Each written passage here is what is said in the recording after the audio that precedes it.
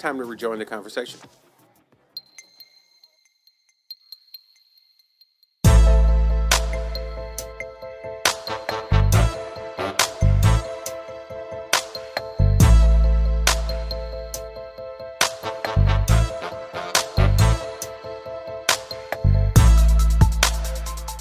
And we are back, and okay, here we go.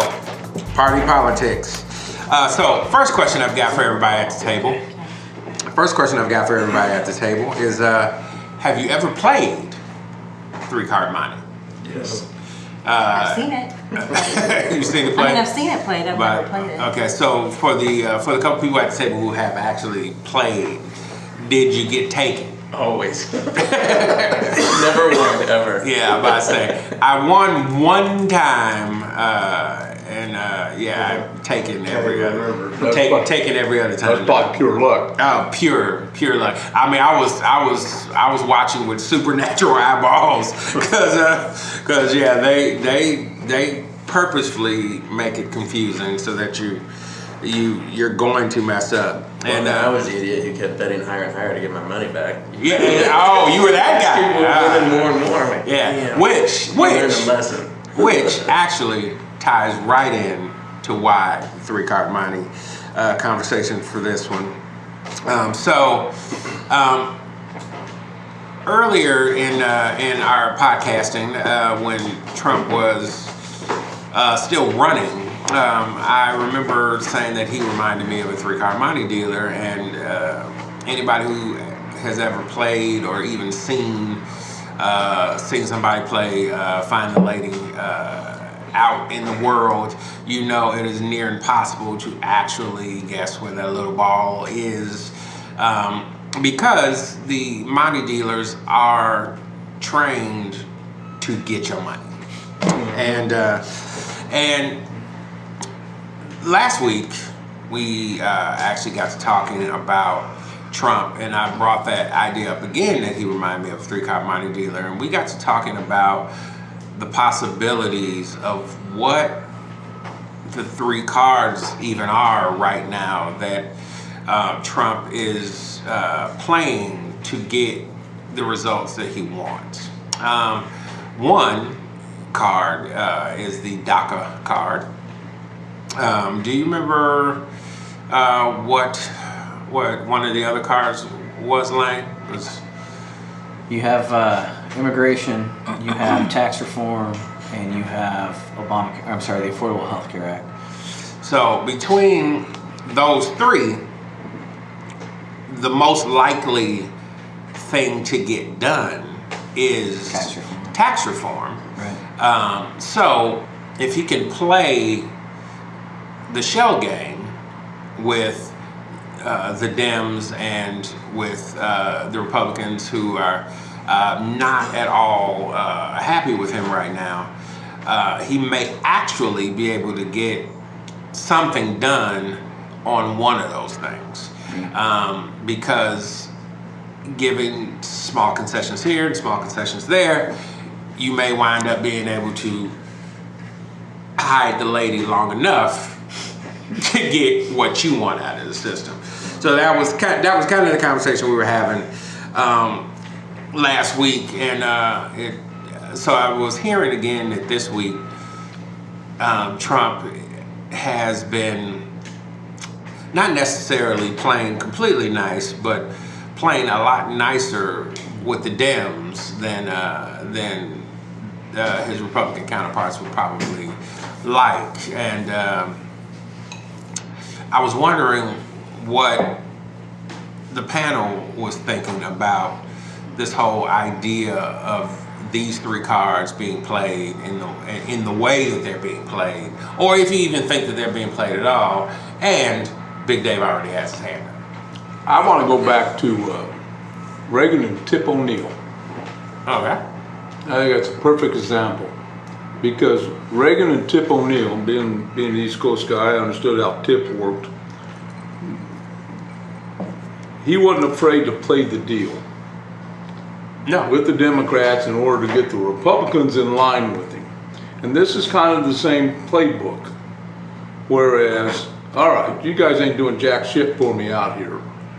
I'm going to turn around and force your hand, which is 3-card Monty. Exactly. I'm going to force your hand. You need to turn around and get serious about this. You got to turn around and start working towards something, because right now my approval rating is a hell of a lot higher than your approval rating, because you haven't done jack shit. You aren't doing nothing. You were elected to do things. You said you were going to do these things, and you haven't done anything yet. So I think he's made a very good play. I think we've seen Trump in the last month in particular start to become a lot more presidential and political in how he's handling things, along with North Korea. I think they've done it. Tillerson in particular has done a great job at holding that hand, trying to get the UN in play.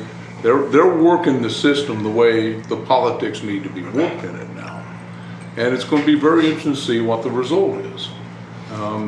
We need serious reform, and especially like in DACA and some of the immigration issues right now. They're going to have to tackle this issue. And he did very right in turning around and tossing it back to the Congress, because it has to be legislated. It has to be made law. It can't be an executive order. Right. And even Obama said 22 times that, look, this is really not legal. I'm going to do this, but it's but he was expecting that they would pick this ball up. This is not the same thing that's rolling down, and sooner or later it had to go back, and it had to get done. You can't keep kicking the can down the road. He did the same thing with the debt ceiling. Now they kicked it down the road another 3 months. Right. But come on, you guys got to start really getting after this and start doing something. You can't just keep ignoring the fact. The public is watching you. And he is really calling out to the public, the general public, saying, hey, you guys need to start pressuring your senators and your Congress people and getting something done here. And I don't think you guys can bang on Trump about that. I think he's made a real good move on that part. Right. I think Trump's a classic example of don't listen to a man's words, watch his actions. Right? Think about where this dude came from. Bankrupted a fucking casino, right? How do you do that? Yeah. Right? But to go from bankrupting a casino to being a billionaire, right? You're not a dumbass. You're not a dummy. You don't get that lucky. And I think this is absolutely genius, because he saw a wedge in the Republican Party and a really, really simple issue that he could pound on to get these people to fall in line and vote against their own interests, which was the wall, which we all know is never going to happen. But the thing is, now the whole DACA bit is just a gambit, right, to get the Democrats to play, and at the same time, it's an easy concession for Trump, because okay, great. I mean, this was going to happen anyway. You won something, right? Right. And really, what Trump wants is he wants tax reform, primarily because that will directly benefit his own holdings, right? Primarily. and two, he eventually wants to dismantle the Affordable Health Care Act, because we really have a choice, right? We either pay for health care. It's one of those, in business, people say you can have something good, cheap, or fast, and you got to pick two. Well, if you look at our economy, we can afford defense spending, we can afford Social Security, we can afford health care. Pick two, right? We can't have all three here, right? And so I know I'm rambling here, but I think what he's using DACA as a play to, one, get his base all fired up. Oh man, our man is with us, right? Right. But I guarantee you, if you asked a typical voter a tax break or the wall, right? What are you going to take? And they'd be like, oh, give me the money, right? Right. Yeah. So he's setting this up perfectly to where the Dems and the Republicans are going to give him some form of tax reform, and just to hedge his bet, we talked about the last podcast. But Republicans come in two varieties. You have the Wall Street Republicans, right, the money people, right, and then you have the Walmart Republicans, right, the Southern Baptist, Midwesterner, right, or Southerner, right, and so he just to keep the Wall Street Republicans in line, he's put the 1031 tax exemption, the 401k tax deduction, the mortgage interest tax deductions, all in play, meaning, hey, we could take these away to pay for the tax cut, right? And so he's doing that to get the Republicans in line, and ultimately, anything affecting real estate, don't worry about it. That's never going to happen under President Trump, right? But too many real estate holdings for that to actually happen. But he's playing this like a friggin' fiddle. It's It's like watching LBJ incarnate or reincarnate play both sides of the house to get the Vietnam War. I mean, and the Great Society. This is a fairly,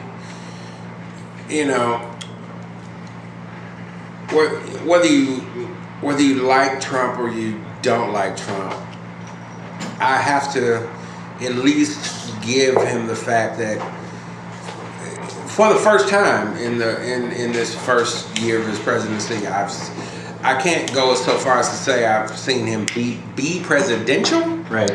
But I can say that this particular move is masterful in getting something done. It's like it's a storyline out of House of Cards. I mean, with Kevin Spacey's character too. It actually kind of feels that way. It feels like, oh, okay. But you won't play this game. Yeah. What game will you play? And here's some more food for thought, right? Trump's a real estate guy, right?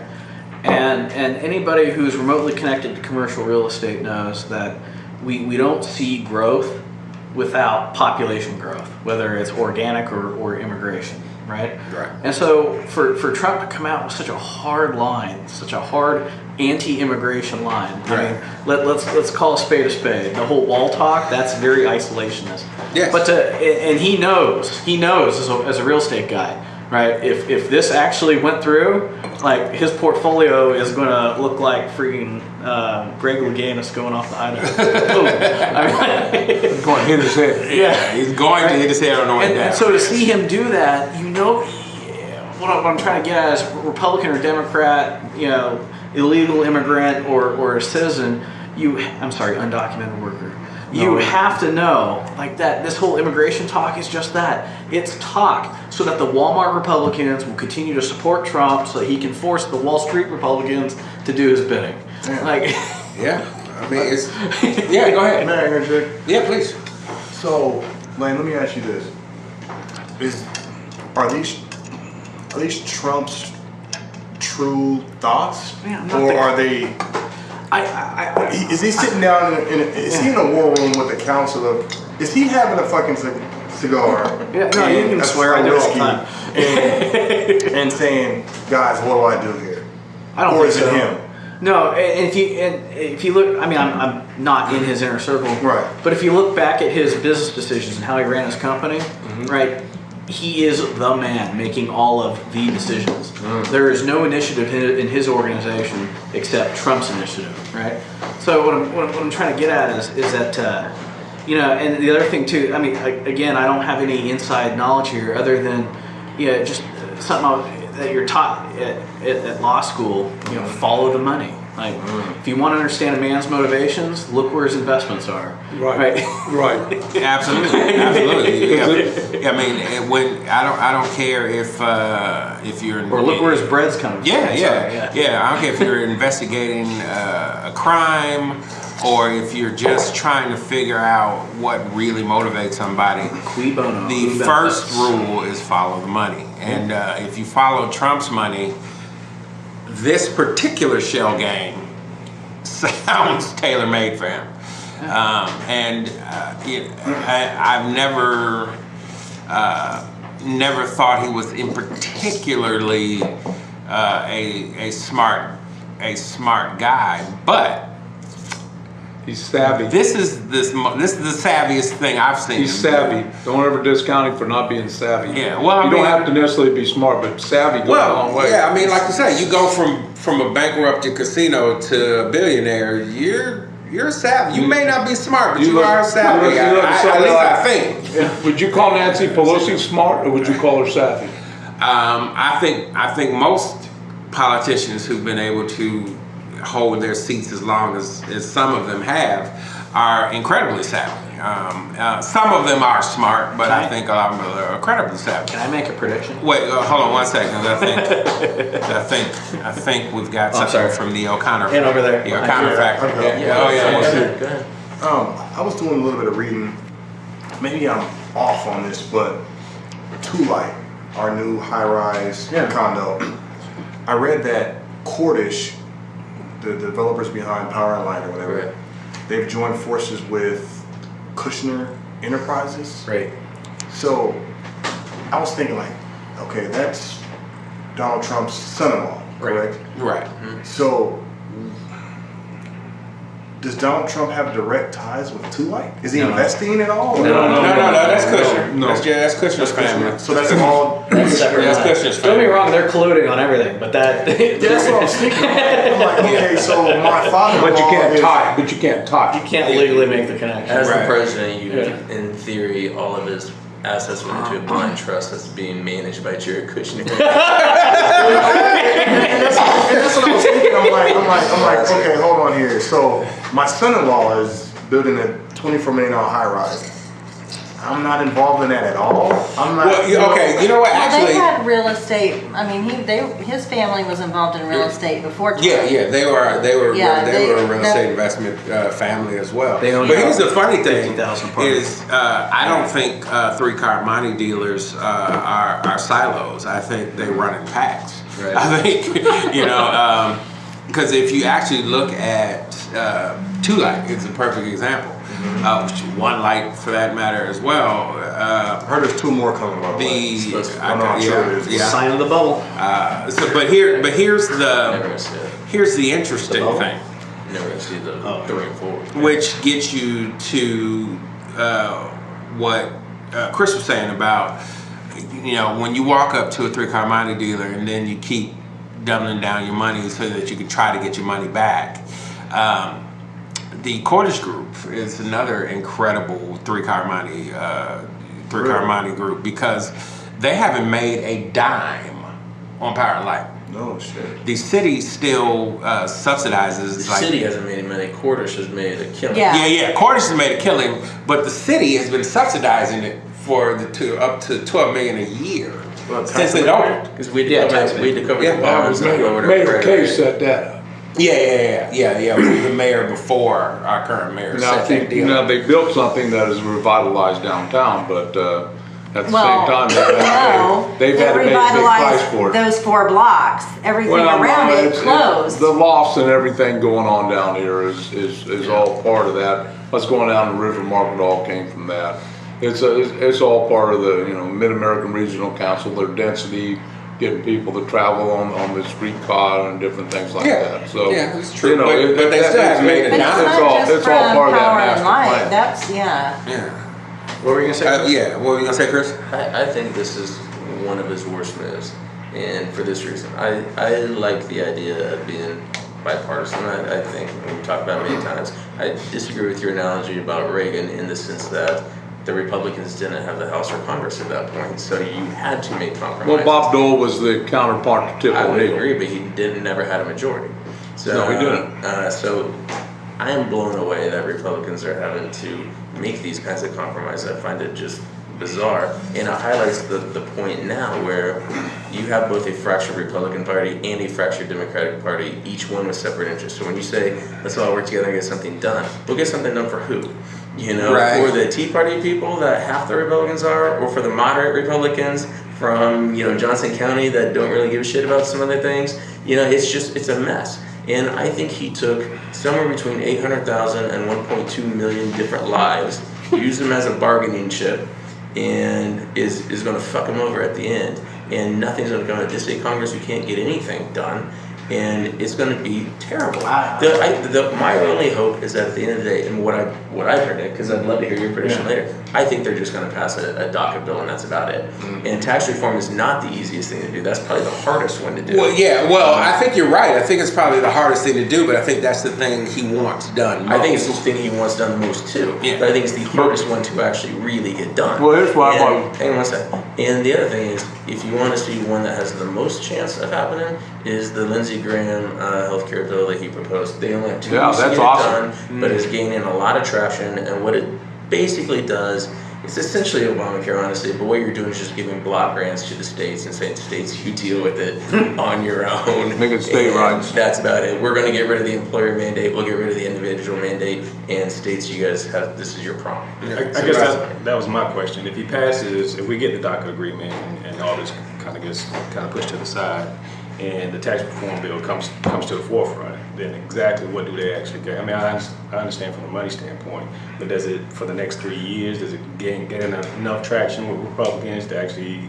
give some weight to all the other bullshit that's already happened for the past 7-8 months?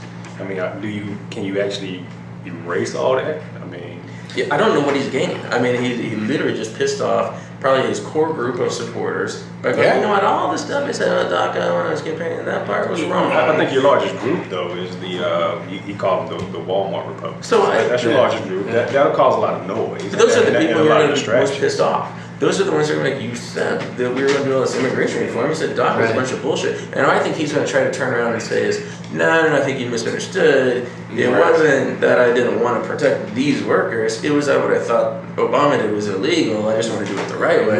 So he has a little technicality. Or he'll say, Hey, I needed to get tax reform through, so we're going to sell this down the river. And the whole time his base is like, no, I thought you were kicking out all these illegal workers. That sounds an awful lot like 3-car Monty to me.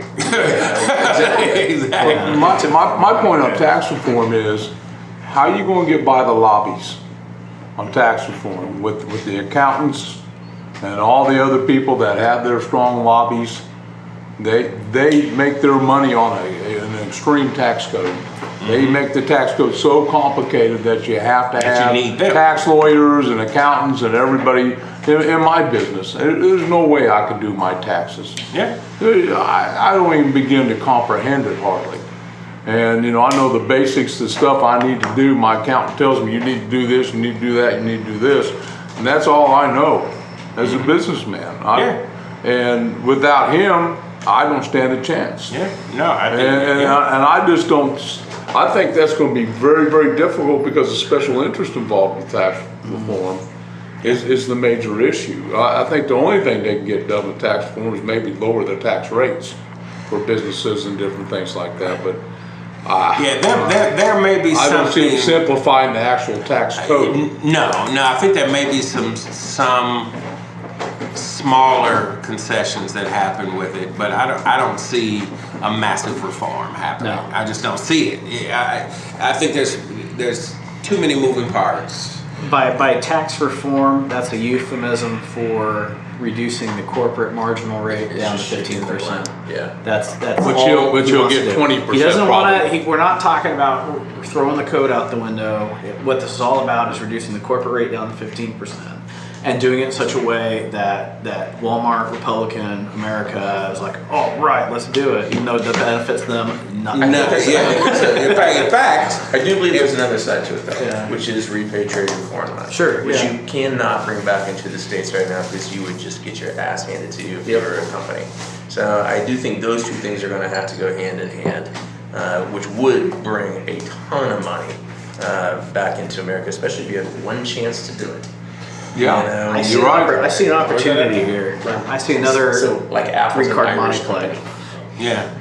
Well, no, I mean, I see another chess play here that has 20, 30, maybe even 50-year implications for the politics of America. What's the fastest growing demographic group in America? Demographic group? It would just be baby boomers who are just aging out. Latinos. They're growing fast. Latinos, yeah. Right? Yep. I thought you meant Asian. Who feels unfairly targeted by all this immigration talk? Yeah. Latinos. Right? Yeah. Depends. So they're a mixed bag. Right, but what I'm getting at is there is a demagogue play here in that if you set up a pitched battle on tax reform, right, and then if I was Trump and Karl Rove all in one body, I would purposefully antagonize the Democrats over tax reform, right, and then I would do the same on immigration. and then I would concede, literally cave everything the Dems wanted on immigration. I would give them. Right, in order to get tax reform, and then I would go on a PR piece of I'm the president that not only opened up our borders to you people, I'm also the president that got tax reform done. And by doing that, it would be the same effect as, for example, when Lyndon Baines Johnson signed the Civil Rights Act.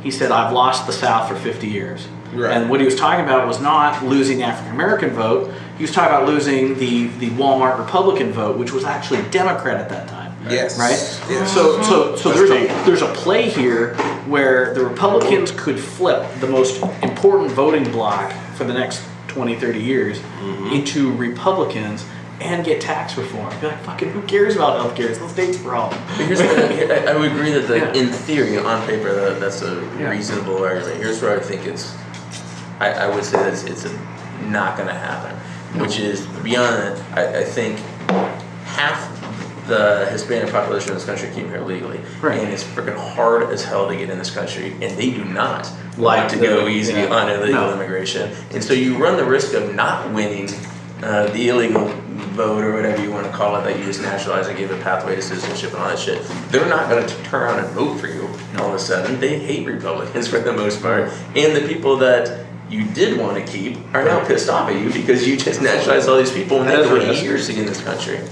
I have one thing. I think that Rio here, the originator and creator of this podcast, should reach out to the high schools in the local area.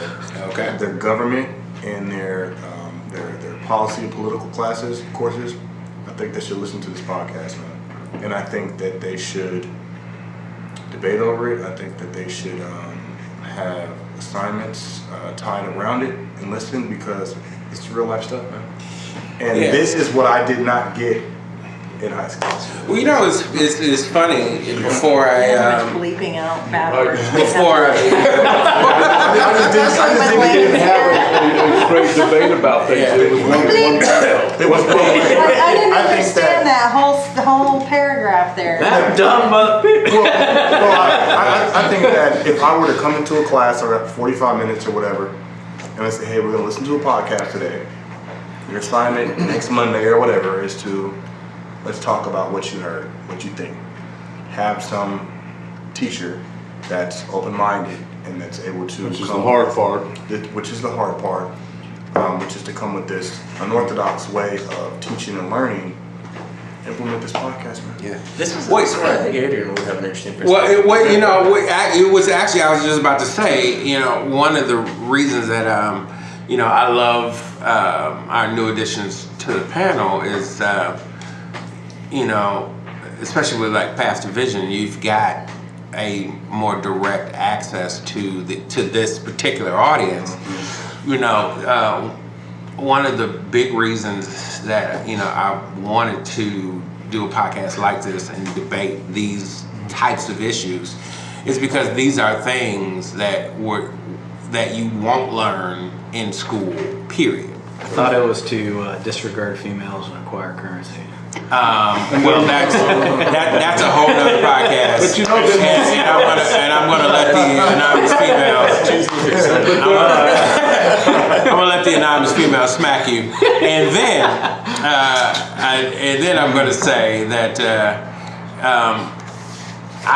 one of my biggest hopes is with this particular podcast, and there may be other podcasts to come down the line, but with this particular podcast is that people are learning some things that they didn't know, or at least chewing on civic issues that they just would not have thought to chew. You didn't chew on it because you didn't even know where to begin to start biting, And but the group of gentlemen and ladies that come and do this show are smart enough in their prospective fields to at least ask enlightening questions, and they're American issues. Well, And, very and much that's so. what we are. We are American. Yeah, at the end of the day,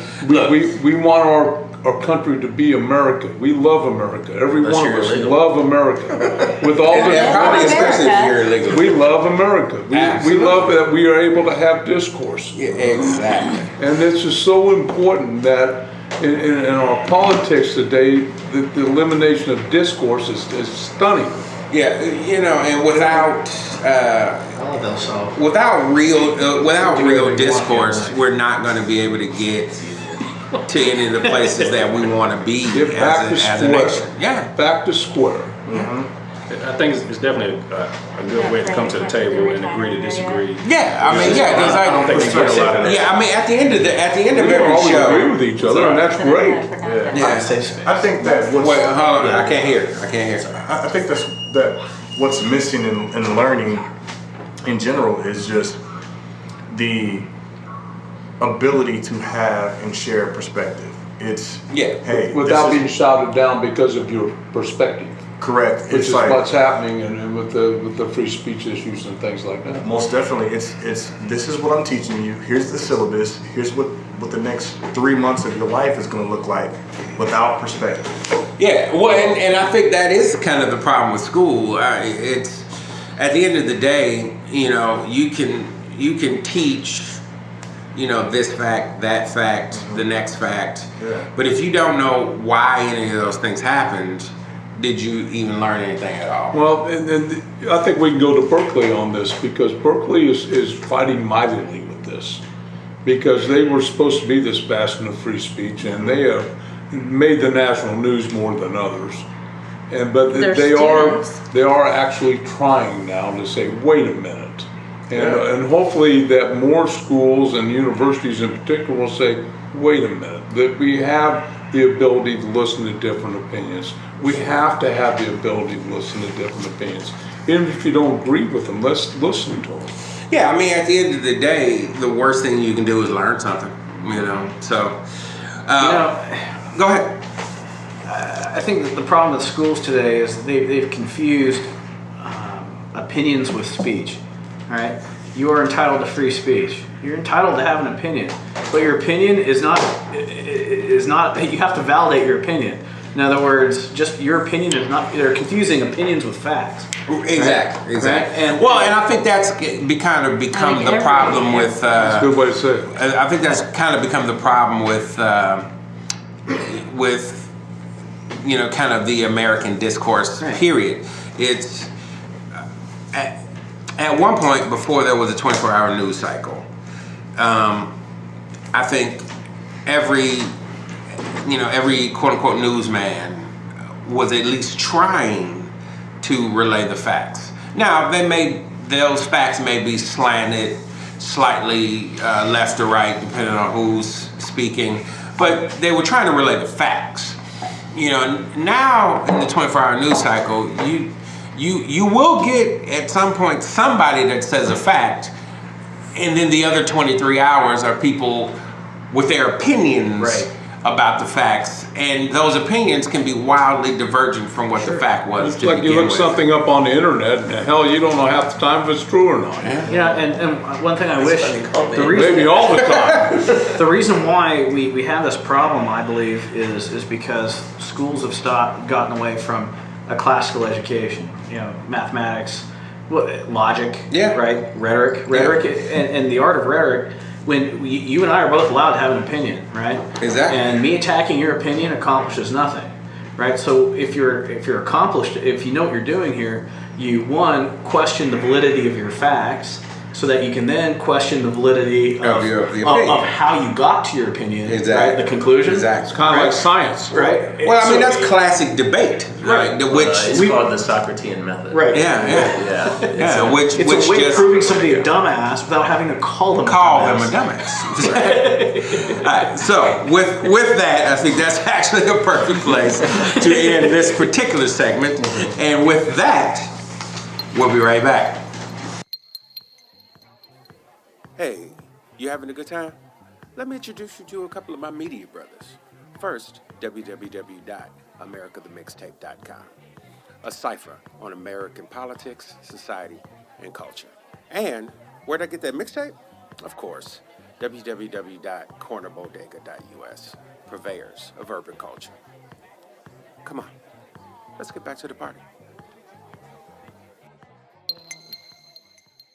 And we are back, and before we get out of here, let's talk about today's sugar honey iced tea. And for those that don't know, these are things that I or a member of the group have found that are really cool, aka the shit. And today's sugar honey iced tea is birthdays, and particularly one of the members of our panel has a birthday coming up this week. I feel the heat coming from the side of me because this particular person does not necessarily like to be the center of attention, given the reason that you don't know her name. But this week is 29. This week is the. Let's unmask her. Yeah, this week. Let's not. Otherwise, I'm going to let you deal with that. This week is the anonymous female's birthday. So let's give a rousing round of applause and happy birthday to.